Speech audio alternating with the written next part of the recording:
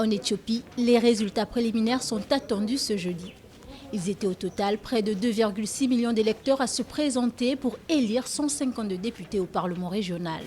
38 sièges supplémentaires seront par la suite départagés entre 5 partis politiques.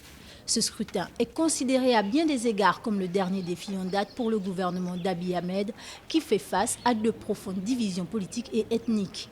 À la première période des élections nationales établies en août, en mars, la commission électorale les a repoussées en raison de la situation sanitaire.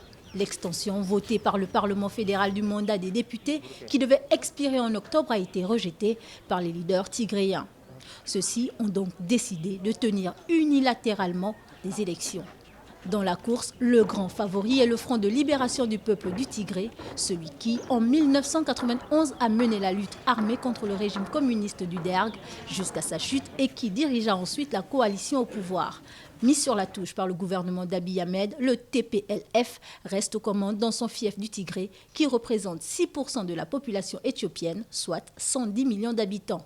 Le TPLF fait face à 4 autres partis, dont le Parti pour l'indépendance du Tigré, qui défend une sécession de la région afin de former son propre État.